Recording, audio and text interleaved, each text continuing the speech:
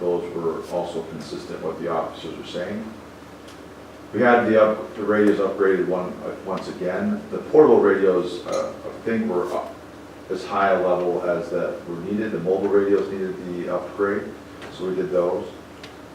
In addition to that, when we started talking about transitioning from the SmartNet system to the Digital Oasis P25 system, and talking with the vendor, it became clear that there was going to be some potential issues moving forward with getting our radios the proper authentication to be on the system, and that is going to be done next year.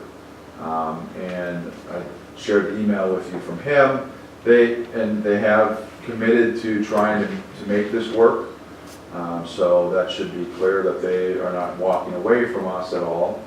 But there is a question and some concern about their role in this and whether or not they're going to have the ability to program the radios. If they're not, who can, and that type of thing. And then I also presented you with an opportunity with purchase of new radios as outlined in the packet.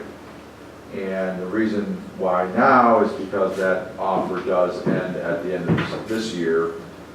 Though we're not sure what the discount, if there will be any discount right after the year, I'm being told it's not going to be anywhere near as significantly reduced as it is now until the end of the year.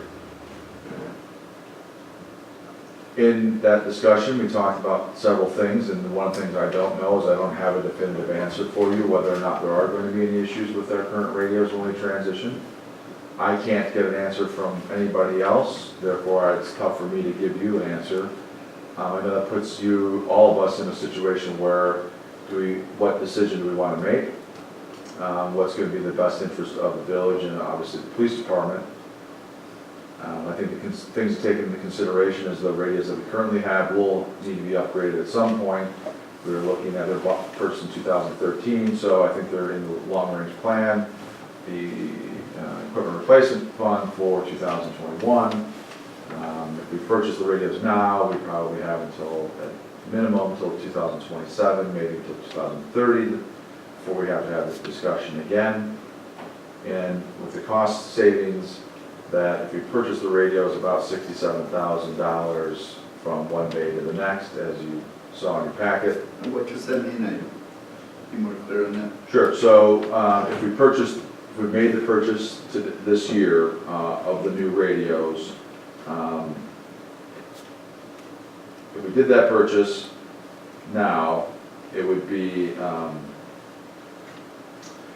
$82,000. If we waited until, if we had to make that purchase after December 31st, it would be $149,000, a difference of $67,000 in cost.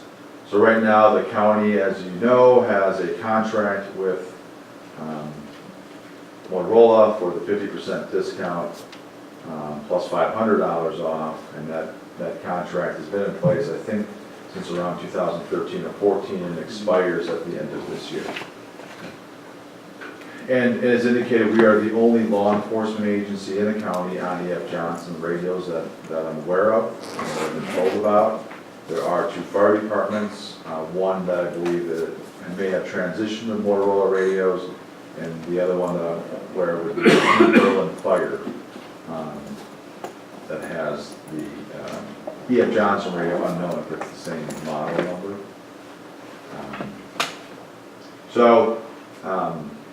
Those are the main points.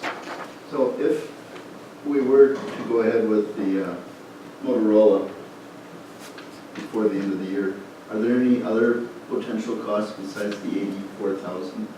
Or is that? I did ask that, and though these radios would, because of the timing of this, what I asked them is, would there be an additional cost? And if we timed it right, which we would, when we get the radios, we won't have them programmed until we are in queue, so we won't have to have them touched again. They'll just need to be touched once, programmed, and that programming cost is included in there. So it would be to get us onto the system.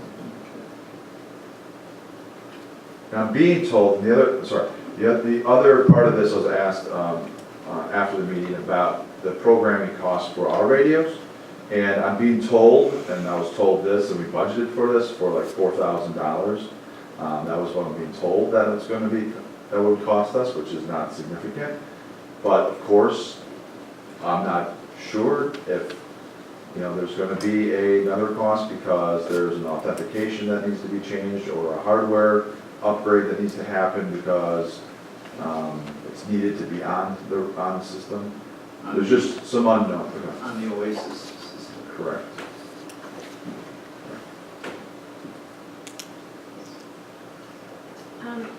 In committee, it was actually a committee of the whole, I guess, because everybody was present.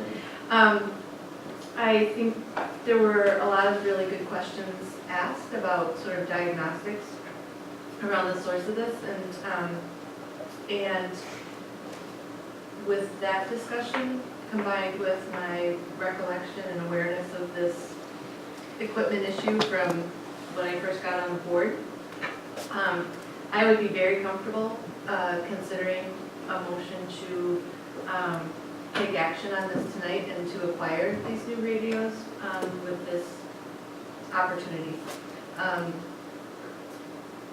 So I'm in support of taking action tonight if that's the will of the board, but we can also wait. So I know there was discussion about whether we would actually consider it tonight or think about it and then take action. One of the things I should add too is I did reach out, there was a company out in, I believe it's Colorado, that would buy radios. That was the other thing, is if we don't get the trade-in, what could we get for our radios? And the cost or the trade-in was about $150, and we're getting $350. So I just want to throw that out there, because because you could still try to sell them. And the problem, here's the problem. People say, well, that's a nice radio I could sell. The problem is it has the programming in it, so I can't sell the radio on eBay, because then we'd be giving a lot of things to people we probably shouldn't be giving them to. So what happens is this company takes them, has to unprogram them, and then sell them as basically a refurbished radio, and that's where the cost comes in to do that. So we have to be careful on who we give the radio to. So if we were to give the go-ahead tonight, where does the money come from? So I checked with Mark, and we're projected to be about $55,000 under the budget. I did some analysis this past week, and I don't know if he's factored in the fuel and some of those things. I think my calculations, I'm not a finance guy, but I thought it was going to be more around $70,000 under budget this year, but we could certainly get that reconfigured and make sure that we have a solid number for you. But I do think most of it could be absorbed in the current budget for this year, but I just don't know the exact number. I had 55,000 in the memo because that's the number that Mark had provided me. I'd be inclined. We've got some time. I mean, we got till the month or next meeting. Well, we have until 18. That's But it one gives us a special little meeting. bit of time just for Mark to look at the numbers again. Absolutely. Refine that and give you a chance to just check if we had some questions, just check a few things. And I think we will need to make a decision on the 18th. And I think the important one is to check with North Shore Fire, and the radio that they have would be the radio that we would be going to. They are on the Oasis system now, and I can get a detailed report from Chief Whitaker on if they are experiencing any issues within Shorewood, because the concern was, is it a coverage issue or is it a radio issue? And to discuss some of those things was that they did check the coverage of Shorewood at the time, and besides Atwater Park, there were no known dead spots that they were able to determine. when you're talking to him, ask him if he's got the same problem with Beach Drive and Fox Point too, because I think that's a coverage problem there too. Right. we're hoping that some of that should, now, so, my limited experience with digital, when I was in Burlington, we were the first in the county to be on digital. I will tell you that there was a significant increase in coverage once you went with digital. The problem with digital is that you either have a signal or you don't, right? It's like when you used to have a cell phone that first came out, you'd be talking and boom, it was gone.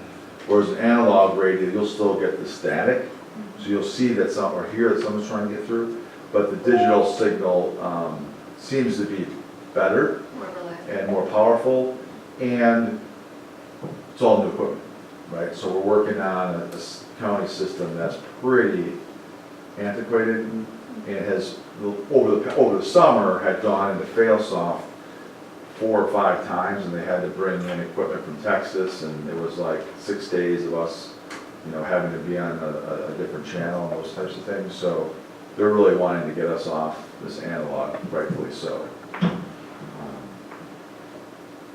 So I can do that. I will have those, I can have those details for you. I can check with finance director. I will check with North Shore. I will also check with the county, see if they have any ideas or whatnot, and I can provide that feedback. That's Trustee Mento. I also have questions about budget, how this fits into our budget. Is this a capital expense or is this an operating expense? When we bought the radios in 2013, was it a capital project? Or did we use bond funds that we are still paying on for these radios that we now want to replace? So that's another question I would have. Some of those I could answer for you now. The funds, this would be an operational expense. Your policy calls for anything under, any single unit under 5,000 to be considered operational versus capital. So it'd be, I believe there's an account, equipment and maintenance, correct me if I'm wrong, within the scope of the police department budget. So it'll put that line item specifically over budget for purposes of 2017. And my understanding from Mark is that in your 2017 budget, you had allowed for some reserves to help fund some debt payments, which was not allocated or used within 2017 as of yet. That is a potential of how to accommodate the debt overrun so that it would not impact going into 2018 from the capital side. But to Chief Nimmer's point, I think it'd be great if we could bring that back to you in written format so that you could have those details from Mark moving forward to the next And meeting. do you know about the 2013 purchase? I'm not sure. My understanding is that it was likely going to be, my guess, based upon how your policy changed a couple years ago to describe your capital equipment costs, that it likely would have been capital at that point. Because your capital policy, and this is going a couple of years back, but was anything over $500. 43,000 is paid from capital reserves, the rest was out of reserves, the other half was paid out of capital. Oh, good. Or was it bond funded or cash funded? It's cash, but I don't have that right here. Well, I mean, my other concern is, we just approved a budget.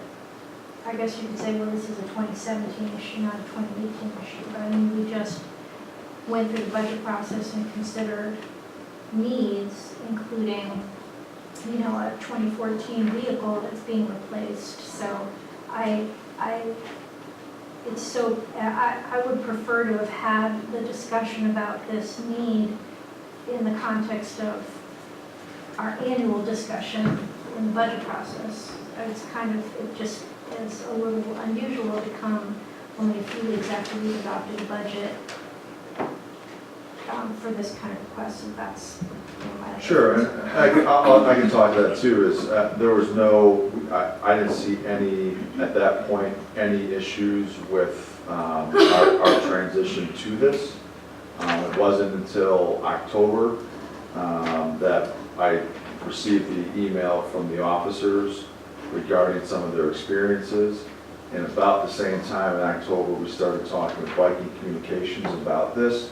And so over the course of October and November, we were troubleshooting a lot of this stuff. And like I said, again, there could be no issue next year. But I presented this to you as an opportunity, as an option, as something that I wanted to make sure that you were aware of, that there were some officer safety issues that were being raised, that were bringing it to me.